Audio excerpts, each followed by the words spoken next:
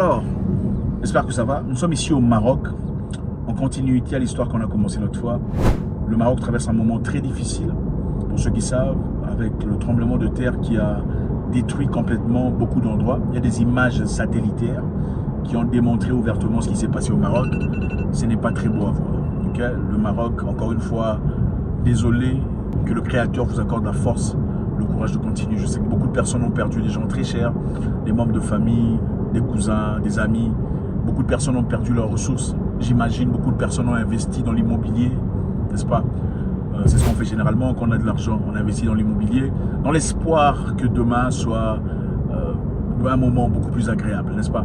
Maintenant, imaginez avoir investi toute sa vie dans l'immobilier et avoir complètement détruit, enfin vécu cette situation où on a tout ce qu'on avait détruit. C'est bien triste. Mais du côté positif, le roi marocain, un homme fort, vient d'autoriser un paiement de 14 000 $ à chaque individu qui a perdu sa maison. C'est-à-dire, pour chaque maison complètement détruite, on paiera 14 000 $.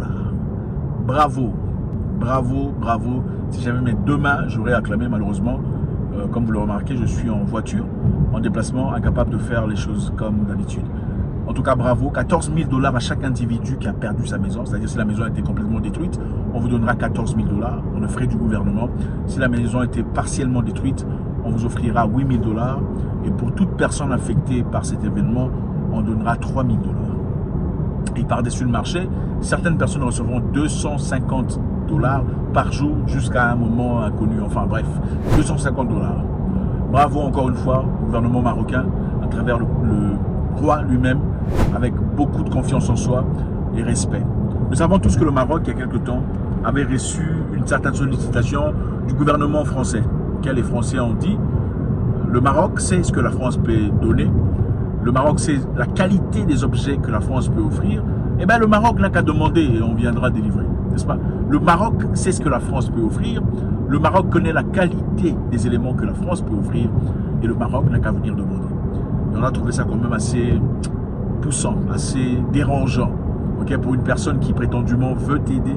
Je ne pense pas qu'on dirait tu sais ce que je peux offrir, tu connais la qualité des choses que je peux offrir, et bien tu n'as qu'à demander. À la seconde où cette aide sera demandée, elle sera déployée et nous nous tenons prêts. Maintenant, c'est évidemment aux autorités marocaines d'en décider. Parce que généralement, quand tu as vraiment envie de donner à quelqu'un ou d'aider un ami, hein, parlons d'un ami simple qui traverse un moment difficile, vous avez besoin d'aider, apporter de l'aide à votre ami qui n'arrive peut-être pas à payer son loyer. Qu'est-ce que vous faites? Vous dites, tu n'as qu'à demander, tu sais que j'ai de quoi, tu connais la qualité des choses que j'ai à offrir. Ça ne se fait pas, n'est-ce pas?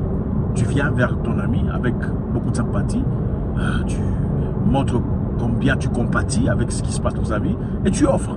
Mon cher ami, voilà l'argent que j'ai. Quand tu en auras, tu pourras me repayer, n'est-ce pas? Même s'il dit non, non, tu insistes, disons non, ami, tu es mon ami, vas-y, prends. Quand tu pourras, tu me rembourseras, n'est-ce pas? Eh bien, ce n'est pas ce que la France a fait. La France a plutôt dit, le Maroc est capable de reconnaître ce que nous pouvons offrir. Le Maroc connaît la qualité de ce que nous offrons. Eh bien, le Maroc n'a qu'à demander. Donc, le Maroc, pour ceux qui savent, a accepté de l'aide venant de quelques pays. La Grande-Bretagne, le Qatar, les Émirats arabes unis et l'Espagne. Madrid a envoyé ce dimanche une cinquantaine de secouristes pour trouver des survivants. Et a complètement refusé l'aide venant de la France, ainsi que les États-Unis. Je pense que c'est un beau niveau de respect de soi. On n'accepte pas de l'aide venant de n'importe qui. Je pense que le roi lui-même, certainement a lu le livre Le Prince de Machiavel. Il faut savoir se faire respecter. Okay, même au moment les plus tristes de la vie, ce n'est pas de n'importe qui qu'on reçoit de l'aide. Absolument pas. Ce n'est pas n'importe qui donne. Il faut savoir toujours reconnaître que la main qui donne est toujours au-dessus de celle qui reçoit. Le Maroc a refusé de l'aide venant de la France, principalement parce que la France a accusé le Maroc d'espionnage, d'espionner les diplomates français. À l'occurrence, Emmanuel Macron aurait été espionné par les Maroc à travers un logiciel d'espionnage Pegasus. On a accusé le Maroc, en tout cas sans preuve, apparemment. Ils n'étaient pas très contents par rapport à ça. Secondo, le gouvernement français aurait demandé au Maroc de récupérer ces individus, c'est-à-dire des Marocains qui vivaient en France illégalement. Le Maroc ne l'a pas fait, ça a créé des problèmes. La France a annulé les visas des Marocains, c'est-à-dire à 50% des Marocains ne recevaient plus de visas pour la France. Et évidemment, comme chaque pays qui se respecte, les Marocains n'ont pas aimé, ils ont rétalié. Okay? Donc clairement, on ne veut pas de votre aide. On ne veut pas de la manne. Écoute, on ne veut pas que vous ayez pitié de nous. On n'a pas besoin d'aide pour la pitié. Nous ne sommes pas l'Afrique que vous connaissez. Le roi lui-même dit 14 000 $ à chaque individu qui a perdu sa maison. 8 000 $ pour ceux qui ont perdu partiellement la maison a été affectée. 3 000 $ pour chaque personne qui a été touchée. Et c'est ça le niveau de respect qu'on veut voir. Incapable pour beaucoup de pays africains. J'espère que l'Afrique regarde et observe et en tire des leçons nécessaires. Ils auraient bien pu aller demander à l'AMF, ils auraient bien pu demander à l'FMI, ils auraient bien pu demander à la World Bank des prêts, ok, pour résoudre leurs problèmes. Ils n'ont pas fait. Parce que clairement, le Maroc n'est pas assujetti par l'esprit de banditisme, l'esprit de l'esclave, l'esprit du dévendeur, qui malheureusement garnit et orne beaucoup de pays africains jusqu'à aujourd'hui. La mendicité. Malheureusement, cet argent n'est pas toujours utilisé pour les bonnes causes. L'argent qu'on demande dans ces entreprises, à la World Bank, à l'AMF, à l'FMI, c'est l'argent qu'on récupère pour commencer finalement à dépenser. Pour acheter des villas, pour donner à ses cousins, pour donner à ses frères, pour acheter des voitures. Commencer à vivre comme des stars de cinéma. Oui, et vous verrez des populations abruties en train de les acclamer. Oh, il a réussi, tu as vu, c'est leur tout. Complètement abruti, cerveau zéro.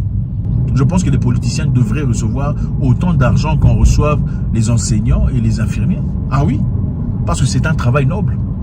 Les enseignants font un travail noble. Ils ne font pas leur travail pour l'argent. Ils font leur travail pour l'amour qu'ils ont pour le travail. Les politiciens, autant, je pense, devraient recevoir le même salaire que les enseignants. Et je vous jure, si les politiciens africains recevaient les salaires des enseignants, il n'y en aurait plus. Les gens fuiraient la politique complètement.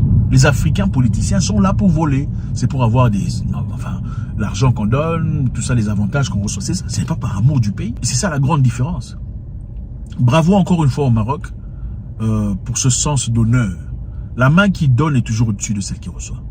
Et je pense, encore une fois, je le dis, ce n'est pas n'importe qui. Ce n'est pas auprès de n'importe qui qu'on demande de l'aide. Il y a de ces gens dans la vie à qui il ne faut même pas autoriser de payer votre plat à manger. Okay? Vous allez manger ensemble quelque part, il paye votre plat ou il sollicite de payer votre plat. Ensuite, il va dire au monde, ah lui, je le connais, je l'ai aidé dans la vie.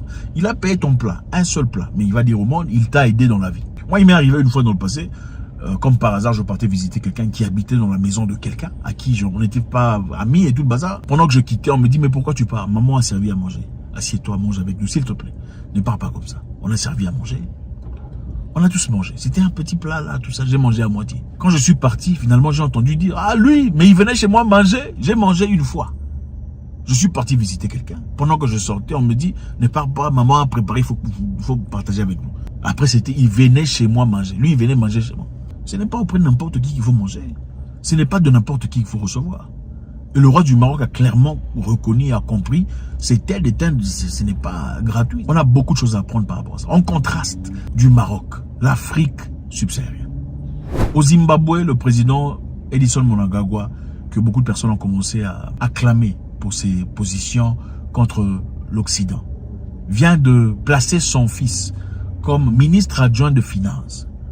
Il prend son fils de 35 ans, qui vient à peine d'avoir son diplôme d'université, ministre adjoint de finances. Je ne sais pas pourquoi c'est nécessaire de faire ce genre de choses.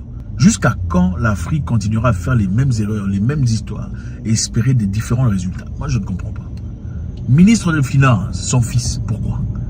Et son autre fils comme chef de je ne sais plus quoi. Ça me dépasse. Pourquoi c'est toujours l'Afrique subsaharienne? Vous verrez même les pasteurs. Quand l'église grandit, c'est une grande église, on ne peut pas choisir quelqu'un d'autre. Le pasteur veut quitter, il va prendre son fils. Pourquoi? Donc dans toute l'église, là, il n'y a aucune personne compétente pour assumer les responsabilités, il faut prendre ton fils. La vision de l'église, c'est la vision de Dieu ou c'est pour la famille? Ou bien Dieu veut seulement ton enveloppe? Attendez, il faut arrêter. Les partis politiques, le président quitte, on laisse son fils. Pourquoi? Donc dans ces partis politiques, il n'y avait pas des gens compétents. Il n'y avait pas des gens assez intelligents, des gens assez expérimentés qui ont été là, qui ont lutté à côté du papa, qui était le leader. Il fallait simplement chercher son fils. C'est du n'importe quoi. Donc, au Zimbabwe, il n'y avait aucune personne compétente pour assumer ce rôle de ministre adjoint de finances. C'est son fils qu'il faut prendre. C'est triste. La même situation s'est passée au Gabon avec les Bongos qui sont restés au pouvoir pendant beaucoup d'années. La même situation ailleurs, en Guinée. C'est ça la mentalité de l'Afrique subsaharienne. C'est triste.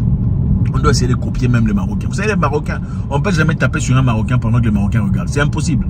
Menacer un Marocain, tu vas voir. Menacer un Marocain, tu vas voir.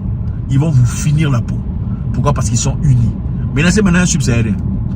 Mais là, ils vont commencer à regarder. Qu'est-ce qui s'est passé? Ah, lui, il vient dans le pays des gens. C'est comme ça que vous êtes. Au lieu de venir défendre d'abord, vous levez comme un seul homme. On est incapable de le faire. L'Afrique subsaharienne doit apprendre. Observons le Maroc et apprécions. Nous acclamons le Maroc. 14 000 $ pour chaque personne qui a perdu sa maison. 8 000 $ pour ceux qui ont perdu partiellement la maison. Je pense que c'est déjà un très beau départ. C'est un très bel exemple. Okay. Refus total de l'aide venant de la France. Vous pensez qu'il n'y a pas de quoi utiliser cet argent? Bien sûr qu'il y en a. Mais refus total. Au nom de l'honneur. L'honneur. Beaucoup de gens n'ont pas d'honneur ou de dignité. Faites-moi savoir ce que vous en pensez. Votre contribution est très appréciée.